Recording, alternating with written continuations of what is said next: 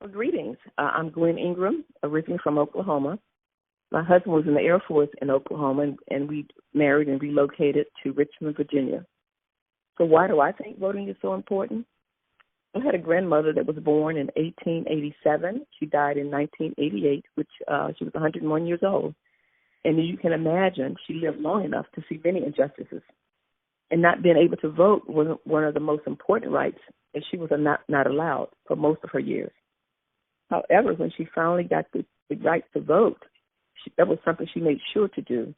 And once we were old enough, she dedicated her time to make sure we were aware of the importance that are right about voting, that we were always to vote. She explained to her children and grandchildren that people died for that right, so we were never, ever to forget it. So as soon as I was eligible to vote, I did so and have voted from that time on. My husband and I have voted faithfully every year. It's been instilled in us that voting was something we had to do. Actually, voting is the only way that many of us can voice our opinions, our choices. If we don't use our right to vote, we should never, ever question why things don't happen the way we think they should. And I not only vote every year, but I also volunteer by knocking on doors, passing out information, which I usually had my grandchildren tagging along with to help me when they were younger. We make phone calls to potential voters, volunteer to drive others to the polls, and share information regarding the time, the location, the issues, and the voting process, etc.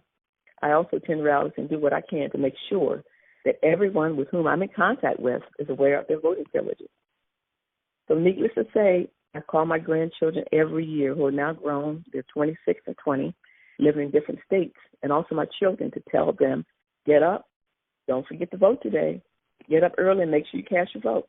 So they know that they can expect that phone call every time, no matter where they are, no matter what they're doing.